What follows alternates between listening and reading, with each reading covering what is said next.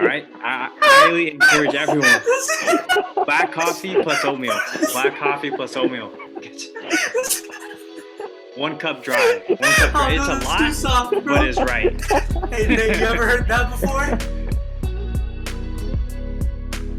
Boys, so the question for today, since we don't have any more fire alarms interrupting us, hopefully, fingers crossed, holy fuck. Yo, we had like Hopefully, straight up, we had like 4 more in like the span of like 3 more days after that. I was like, Are you serious? So it's a good thing that yeah. we like delayed this. Oh my god. Dude. All right, but boys, question for today's pod is, what are your PDFF, personal development, finance, fitness goals for 2021? Let's start with good old Pogi boy, Nathan. Yes, Paul. What are your Well, goals? I'm just gonna keep it short because I'm pretty sure a lot of y'all don't really care. But let's see. Personal development. I forgot. Did you so let me- pull the doc? I know. I'm gonna pull up the doc. But fitness. Let's go. Fitness. We're going for the 405 squat. Why 405 405? squat. Why is that the number? It's just 4 plates looks cool. I saw JV do that coming into freshman year of high school. I was like, damn, I could barely do the bar. And as a 14-year-old, this kid was already doing 4 plates. Hey, no. We're not doing that. Hey, bro, I can't do that anymore. So, I got a arrow to the back. I injured my back, so your boy can no longer do that as well. Stop. So, We're doing 405 just because it's something that I feel like is challenging, but not too challenging. And I feel like I can get to that point within a 12-month period. So that's the goal. And then another. What? Can you talk about how like 405 is like a really big number for regular people, but it's not really that hard to achieve, Like, can you go into that I feel like a lot of people hold themselves back from being able to achieve that number. They think, oh man, that guy must have insane genetics or he's some crazy power lifter. But in the grand scheme of things, or proper programming, 405 is nothing, I feel. It's definitely a goal that any normal genetic person with normal genetics can achieve. So yeah, specifically a male and probably like a little bit like the normal male, let's say. Like if you're a male, 150 pounds, it's definitely challenging, but you can definitely get there with proper recovery and programming. So another fitness goal is to get my parents lifting. So over the break, I invested in a squat rack, barbell, some bumper plates. And I feel like a lot of older people, like my parents' age, don't really lift. And it's super beneficial for preventing stuff like sarcopenia, osteoporosis, falls in the future. So definitely want to get them feeling stronger. And they've always thought, oh man, lifting is bad for your back or it's bad for your knees. But it's what prevents a bad back and bad knees. There's this whole mindset with lifting where they think you got to be young to do it, but no. My goal is to see everyone in this country of all ages. I don't care if you're 99. I want to see you barbell back squatting. All right.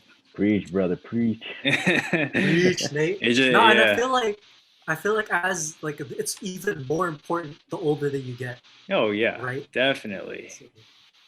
Yeah, people are always like, "Oh man, my back is hurting. I'm getting old." No, you can prevent that by actually building some strength and adapting to those loads. Yo, wait, can I say something? So Nate mentioned that I was squatting 405 when I was young, but then I injured my back. Right. The only way that my back doesn't hurt is if I work out. Like throughout this whole past year, 2020. It's the worst that my back has hurt since the initial injury, just because I was sitting on my ass the whole day, not moving. So please move to do something for your chronic pain. Exactly. Yeah, even I've heard a lot. I follow a couple of physical therapists and some doctors online, and they're all talking about if you have chronic low back pain, just take a walk, and that will definitely relieve your symptoms. So just move, people. And then do you want me to continue on the rest? What I gotta say? We can go to the Fadge. All right. Alright. Yeah, so with fitness this year, I just want to continue to stay consistent. It was obviously tough last year to stay consistent, but right now, like being at school, like I have a really good uh, schedule with hitting the gym, running with like a bunch of people like that I recently met, and I'm also like taking up like other things like that I really didn't get into in like previous years, such as like rock climbing. Like I just came back from a 12-mile hike. Um, so just like exploring like different avenues of fitness. Just be like an all around just fit person is just a big goal of mine. So I think this year is pretty important to hit that. Specifically in the gym, I do, of course, I want to hit 2 plates on bench. I think that's like easily attainable. I Oh could yeah. You're already like, dude, you're 10 pounds away. I mean, from that cut, I'm like stuck at like 190 from the cut, but I'm sure when I build back up, like I'll be able to hit it hard. So that'll probably be like a half year a goal because I want to hit that before I head back home for summer break. Yeah, then uh, I'll start bulking up again in like a month or two. So just go through that whole like body recomp again. It's just so nothing Yes. crazy. Bro, hey, Nate, I know you got something to say about this. Being active, like being healthy, you don't have to go to the gym. It doesn't have Oh to yeah, be the gym. Like, yeah. look at what what'd you say again? Rock climbing, you're Rock running climbing. now. Like, bro, like there are so many avenues to move around and just be like a overall active person, just moving around, right? So that Yeah. you're not just a sedentary person. Yeah, it's just something like you just find something you enjoy, just stick to that because that'll make like a world of difference. If you do that like at Yeah, least 3 times a week. So Yeah. The worst thing is just seeing people pick something that they don't like and yeah, then they just give up on fitness, but they don't explore other things that they think they could like. Like I just realized I like playing tennis. I just came back from playing tennis for 2 hours. Dude, that's uh, fun. I've never played tennis in my life before like December. And I started picking it up with my friend in college. He started teaching me, working on that backhand. Tennis is hard. Not gonna lie, it looks so easy, but that stuff is hard, but it's fun. So so much lateral movement, bro. Oh my god, yeah, it's and continuous. so much skill to it. So much Mm, skill. That's why all those top tennis players usually start when they're young, for the most yeah, part. yeah, yeah. Yeah, and they take all those lessons, and yeah. But yeah, But hold up, Matt, just to like add on to that thing about you don't have to like don't do something that you don't like. Like I cannot run. Like I will never run just for the fun of it, right? Like I have to like be playing gains, it kills basketball gains. and yeah, I kill the games. But yeah, I've been like playing soccer with my roommate, um, pretty like inconsistently, but like at least I enjoy playing soccer because like number one, I've never really played soccer that much, and there's a I'm learning really quickly like what it's about, like what type of skills that I need. So it's just kind of like a new venture, you know, just something to get better at. Hi, oh, JV. would you climb? Would you climb, Matt? Was this at a wall or? I have a rock wall on campus. Oh, So sick. we just go there. Yeah. Um, What Nah, do you want? V2? You tried V2, V3? nah, dude is on like V12. What are you saying, bro? Bro, V V12. V V2 is already hard, man. I I'm don't know just the saying, dude. the ratings here. I don't know. I don't know a lot, but Are like they like the they're like inconsistent, like the ratings here. So I don't know what's up with that, but yeah, it's just a lot of fun. It's super tough. So It's like a see how it puzzle. turns out. You nah? gotta. Yeah, It's like chess. yeah. So So my goals for 2021 in terms of fitness is to really like go back to the fundamentals and just execute on them ruthlessly. Just because like I've been away from lifting and like pretty much all forms of exercise for a couple months now. So like doing all the extra stuff like drop sets, supersets, like micro reps, all those like fun things to do at the gym. I just like my body just doesn't need that. It hasn't gotten to that point of adaptive resistance for me to be needing those types of stimuli. So yeah, I'm just gonna go back to implement that specificity, progressive overload, fatigue management, all the big rocks, and also I'm gonna try to implement the smaller things too. So like, um, like periodization, so like phase potentiation.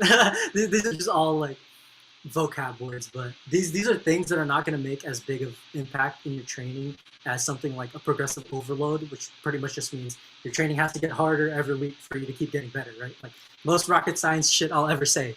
But yeah, but I'm just going to continue implementing the big rocks and, you know, implement all the other things that I failed to implement in the past that are just going to make me, you know, that 1% better every day, compounding that. Got you. Right. And then with respect to those fitness goals, you seeking strength, hypertrophy, you doing some mixture? Well, yeah, for sure. What's it gonna look right, like? Yeah, right now I'm doing mostly hypertrophy focus, just because like all my muscle mass like went away, pretty much. Like your boy's just like not yoked anymore, you know? Like it's just not there. Wow. So we gotta get back to at least like a certain baseline of muscularity, and but it kind of strength too, just because like I use my rep strength as a proxy for how developed my muscles are. So like, Gotcha. Yeah. if I can bench like 205 for eights again, I'll probably be a little bit bigger than now, which I'm benching like 155 for eights, and that's fun, you know, stuff like that. So yeah, mostly hypertrophy, a little bit of strength because it's definitely needed in that progressive overload. You know. How long do you think it'll Gotcha. take to get back to a good base for you? A good base. So one thing that I'm doing right now is I'm eating in a 100 calorie caloric surplus. Very very small, very small, almost like non-existent, honestly. But it's just to bias my body towards anabolism, which means like building the structure for musculature. So just 100 calorie surplus. And I've never really been in a prolonged surplus before. I've always either been just like maintaining or cutting, because you know, fat boy life, always got to be cutting. From high school. Yeah, since I mean, like birth. the cut from high school, but His birth. Damn. Your boy, man, that you know, I'm not gonna get into it, but Too much you know, lechon? oh my god, bro, I was a lechon. What are you saying, man? yeah, your mom literally called you fat, bro. Bro, high key. My mom was like, oh shit. Like, here's a Fitbit. That's my first accessory, bro. Was a Fitbit. But yeah, so just putting my body in a very advantageous position to rebuild lost muscle. And the reason why I'm keeping it at 100 is because there's this when you've been off training for a while, there is a little bit of recomposition that happens, which pretty much means that if you eat at baseline or a little bit above or a little bit below, your body's gonna like burn a little bit of fat and gain a little bit of muscle. So, but it's not a profound effect. So that's why I'm still adding on like 100 calories on top of that. Yeah.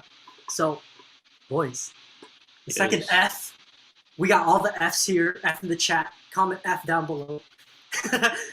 What about for your finance? Let's start with Fadge this time.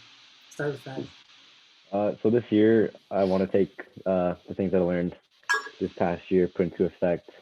So have a good amount of like passive income. Like maximize my Roth as much as I can. I started flipping things. I flipped some furniture for the first time. That was fun. Yeah. Right? Yeah. That was like probably like the easiest $25 I've ever made. Let's go. So just continue, like also like to continue learning about like investing, seek out like investments by myself and like with you guys. So just keep learning. Just try to meet new people like who are like also interested, so I can just like learn from them as well. So yeah, for sure. I feel like it's hard to be the only person that's into finance, because like you don't get new ideas for like let's just say investments. Like what if there's like a new company that's just like flying under the radar, you know, and someone just like tips you off, like how Corey O'Rain, shout out to him, tipped me and Bustos off to Neo. That was clutch. He told me about it. I told you about you. So Shout out to Exactly. Corey. You gotta have a network. You gotta have a Man. network. Get us hundreds of percent. Network equals network, baby. Big time. That exactly. So, but yeah, that's definitely why this podcast is a thing. Just because I feel like the boys are just like we're like-minded, man. We picked a good crop. We're the cream of the crop. I know. Good school, man. Good school. You know what I'm saying? Go Cubs. Go Cubs, C for L. All right, I'll take this. I'll take the second one. So for my finance goals, I'm focused on investing right now, just because that's where a lot of my mental energy has been in the past. I just really want my money to work for me instead of me working for my money, and I have to. But you have to be smart about what types of things you put your money into. So, for example, one of my biggest goals for this year is to really know and understand how an annual report works, so I can like read it and like just fully synthesize exactly what's on there. 10Ks are hard to read. Like the first 10K I tried to read, it took me like 3 weeks, and that was for Google. Shout out to Google. I'm on your platform right now on YouTube, so thank you for that. Sure. But yeah, it took me like 3 weeks to read that like 100-page 10K. But there was so much information in there that I got that allowed me to understand the business so well that it was honestly life-changing for my investment experience. And I definitely like was not looking for all the things that could have been found there. Does that make sense? So like I didn't mine all the gold that was in that 10K. So I just really want to develop a framework for how to read 10Ks that will give me the most value for my time. And also financial reports and all that stuff, like exactly what they mean, how to look at like all these ratios and determine like how well the company's doing, all that stuff. What about you, Nate? Oh man. Let's see. Definitely I got the same goals kind of like Matt, maximizing my Roth this year. And then I definitely want to dive more into index funds. I hold a lot of individual stocks right now. And I've definitely learned from just this past week with GameStop, and we're going to talk about this a little more later. But GameStop, AMC, all these stocks going crazy. That there's so much volatility right now, and the safest way to go is just through index funds that are low cost. So I'm definitely going to try to maximize my investments there, along with individual companies. So in order to get as high of a return, But that's about Seeking it. alpha, bro. Seeking that alpha. So I'll be looking into some of Fidelity's like zero cost index funds that they got. Maybe I don't know. Arc's a little risky right now, just because. An ETF's past performance doesn't always mean they're going to get the same performances in the future, but I truly believe in what they're doing, and I think it's super innovative. So I'm going to also invest in some ARC innovative, their innovation ETF. So yeah, that's about it. Dang, man. So moving on to some. Hold on. Yeah, you got any questions? Yeah, some questions. Yeah. What made you? So I know you started off as an index fund investor also. But what made you get into individual, and then what made you realize, like, oh crap, look, index funds are really good? Yeah, I read a book, "I'll Teach You to Be a Millionaire" by Ramit. He talked about how important index funds are. So I just poured all my money into index funds, but I didn't really see a lot of returns. I was kind of freaking out, but that's just human nature. Eventually, if I did just keep it index funds, I would still be a millionaire. But I saw all my friends getting all these high returns. I was like, all right, let's get some individual stocks going. But then after just this past week, now you realize why people tell you to stick with index funds, because of all that nonsense with GameStop and AMC and Dogecoin. Dogecoin. To the moon. Chris got on that. Chris got on Doge. Bro, Dogecoin has been falling though. So many penny stocks, dude. Yeah. But yeah, wait, dude, we got to get into more about index funds, like right here. Like, what are the advantages of what is the advantage of an index fund specifically? You just put money into it and it'll grow. You don't even got to think. You don't got to read any annual reports, no uh, numbers. You just got to put money into it, it'll grow. And usually there's a ton of index funds out there that have a what do you call it, an expense ratio, which is the fee they charge to manage your money. Usually a lot of them are under 0.5% now, and they'll guarantee you at least a 7% return or more. Like I know the NASDAQ over the past 10 years has been like a 17% return. I don't know the numbers, but it's definitely higher than the average 7% with all these tech companies booming. But yeah, so yeah, don't go into Dogecoin, man. It's a little. At least if you're beginning, like if you really know what you're doing, then like yeah, go for it. But if you're beginning or just like don't want to do all the extra fluff, because like let's be real here, like no one has 3 weeks to fucking read annual reports like I do. I only have time just because I go to school, I go to gym, and then like sit my ass down. That's that's the only reason why I have that much time. Exactly. Right? So if you got a life, lucky you. If you have a life, you got things going on. Like easiest way to get some alpha, which is like the return, is to just put it in a passive index fund and just watch your money grow. Yeah, Let's do a cost benefit literally analysis. anyone can do it. Like don't sell. Just hold. And put money. Let me tell you the risk here. All right, the cost benefit. There is none. So the benefit is like let's think of these in terms of probabilities. The probability that it's going to go up in the long term is like almost. It's as close to 100% as you can get. Let's just say like 80% just for fun, right? The only way that your index fund investment is going to go to zero is if, let's say, if you invest in an S&P 500 index fund, is if the top 500 companies in the U.S. all go bankrupt at the same time.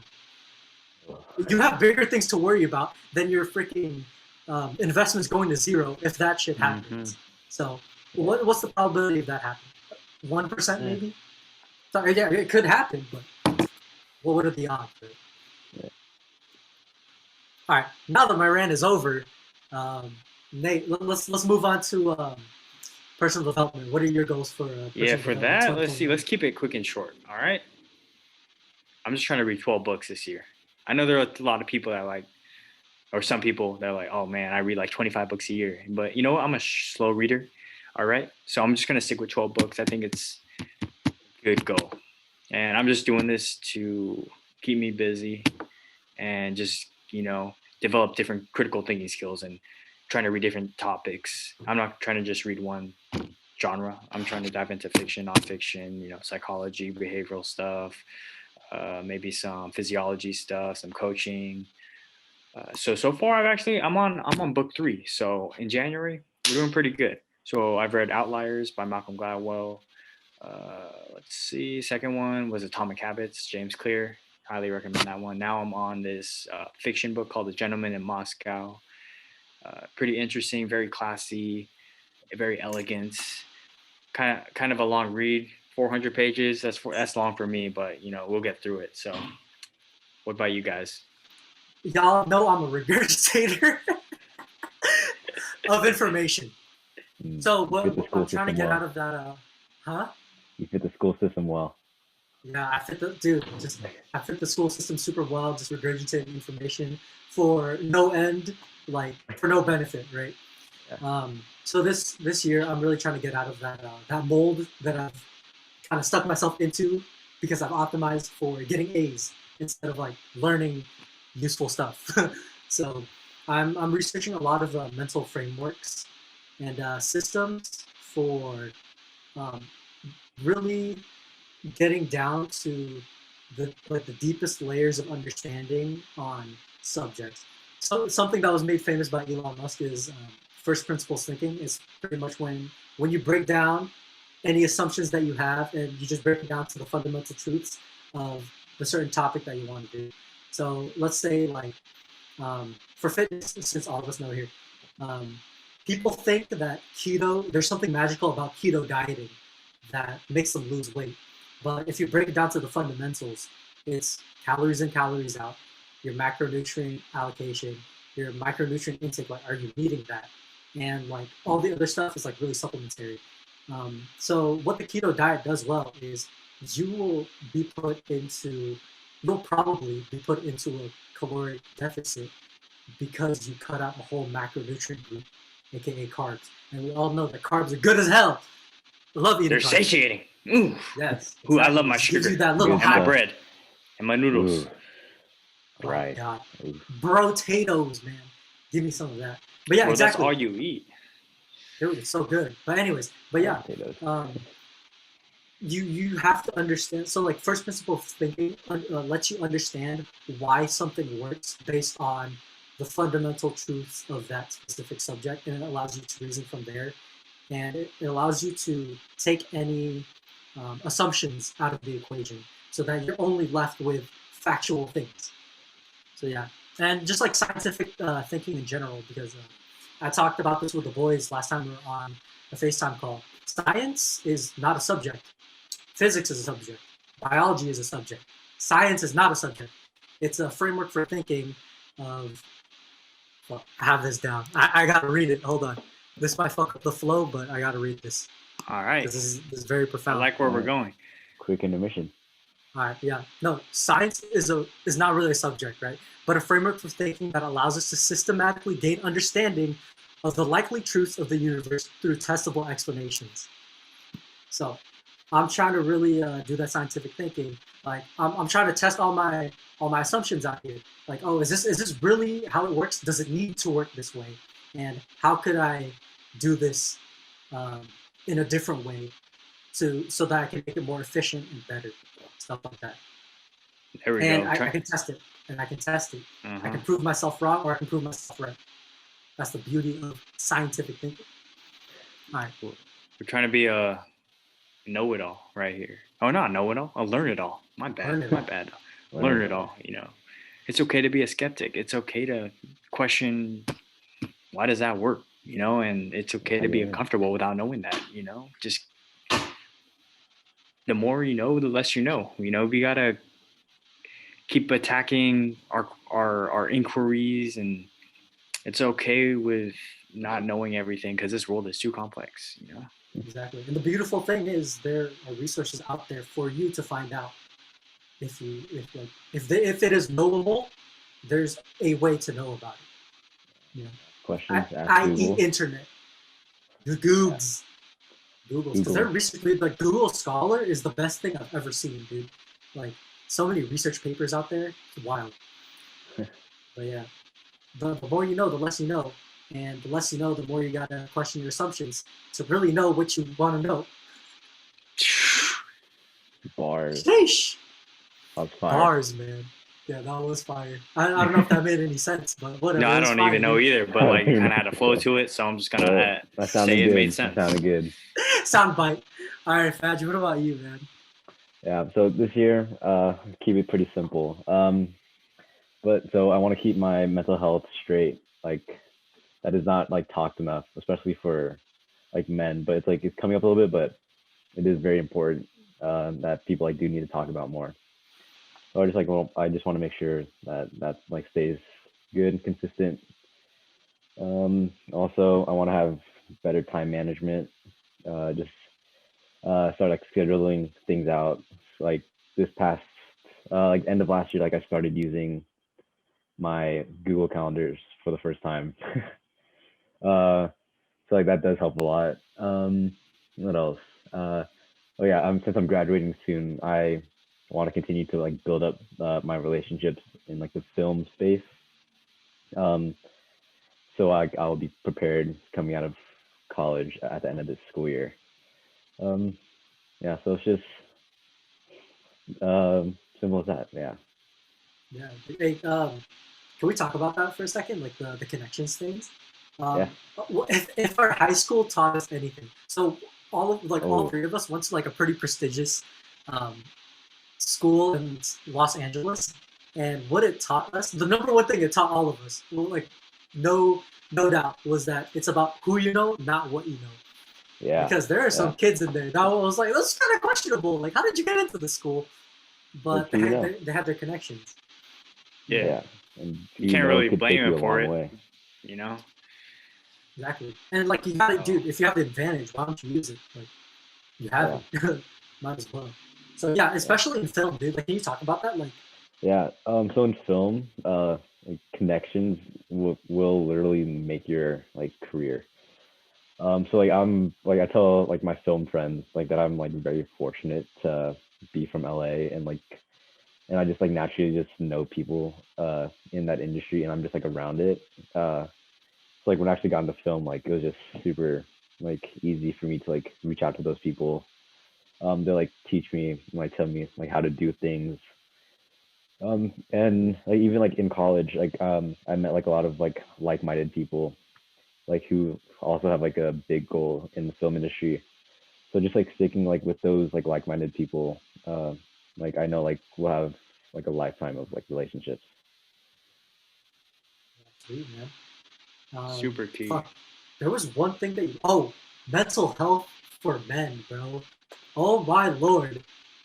Okay, so let's just keep it general here because this episode can't be like 5 hours long. But It can yeah, go I feel long. like yeah, to be like truly healthy, you're meant like this again. Rocket science fact of day number 2. To be truly healthy, both your mind and your body have to be healthy. What? Yeah. Your mind But controls yeah, your body. yeah, you're, exactly. Like your mind literally controls your body. Like on a So physical sense, it's the signal from your nervous system that allows me to do this. This thing right central here. nervous system to the Exactly. peripheral. So Yeah. Exactly. Yeah. I was So talking like, about I was why wouldn't it be the same for yeah. like emotional health, mental health?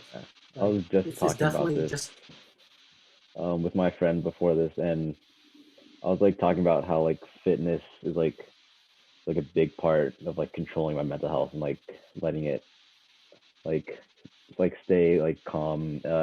Like helps me like get through the day and like just like helps me keep my mind off like a lot of things. yeah, Um, 100%. yeah, But yeah, like same dude. I could totally relate to that. Like I found that when I didn't like exercise, like back in 2020, like I would like get depressed for like yeah, no reason, bro. yeah. Like for some reason, I would just be a sad boy, fucking just over there in the corner. Whew. Like why? Why? Little pouty boy. Yeah, dude. Howdy, Like why? JV. Yeah, bro. Like my mood was just trash. I was super lethargic. I just didn't want to do anything for the rest of the day. Like, and yeah, it was just all bad. So I feel like fitness is you'll know this, it's a keystone habit. Keystone, like, it's definitely one of the big rocks that you have to have. And also, like, mental health, too. I found that if my mind's not in the right place, it's going to mess up everything else. Yeah, so for me, definitely with exercise, man. Like this past Wednesday, it was raining all day, nonstop, every minute on the minute. So with that every minute on the minute rain, I did a every minute on the minute workout. Yeah. That's Whoa. right. So did a little 20-minute EMOM, went to my friend's place. He had a 35-pound dumbbells and a set of 15s. Just a little push pull workout for 20 minutes. That's all it took. And man, my mind, my mood, my energy levels, everything just felt so much more relieved after being inside all day, being stuck on a screen all day for classes. It's insane. It's great. It's Yeah, a drug, dude. It's an addictive drug. Like if I don't do something Literally. every day that's requires me to be physically active, I feel weird. I guess like I built a habit around that to Yeah. where I need it in my day. Uh, there's definitely parts of my other life where just like my habit of fitness, I want to implement that habit into other habits. So So yeah, just honestly, like I'm kind of curious for who's ever watching this. Comment down below, like what's your keystone habit? Like what in your day is like essential to you for functioning? So it sounds like for all of us, it's fitness, it's activity. What is it for you guys? It Yeah. might be reading a book, honestly. Some people just need like some mental stimulation to get through the day, stuff like that. yeah, mine's kind of coffee now. So Oh, yeah, I kind of Coffee drinker I boy. hopped on that train. So Dang, you got a Keurig. I don't got the Keurig, dude. I just have a French press. I'm kind of cheap. He's an espresso type. Got a little drip. I just, Bro, he's all about that shit. bro, just straight black coffee, bro. It gets me through the day. Starts my morning off right. Oh, I need my bowl of Get done oatmeal. this morning. I need my bowl of oatmeal. I'm sorry, people, but that has fiber, and you know what fiber does. And black coffee. And black coffee. Black That mixture, coffee. Bro, that's dangerous, dog. bro, it That's gets a me good morning. It gets me light in the morning. I guess you're All right. flowing. It- Know what I mean? Ooh, it's flowing. crazy. All right. I don't know about flowing, but and not dripping either. It's Ooh. right though. It gets me right. Say that. Oh my god. Yeah, But it's not flowing, not dripping, just right. it's just right. It's kind of Yeah. it's kind of like some sweet potato pie. Actually, no, that's too soft. It's kind of it's not rocky either. It's not rocky. It's a good in between. It just gets me right. It gets me right. All right. All right. I highly encourage everyone. Black coffee plus oatmeal. Black coffee plus oatmeal. One cup dry. One cup dry. It's a Too lot, soft, bro. but it's right. Hey, Nate, you ever heard that before? He said Oh what? my god. Hey, you ever heard that before? Like, hey, bro, What? that's too soft, man. Oh my god, Nah, man. that kills me, dog. That's a good place to end the pod, bro. All right. All right.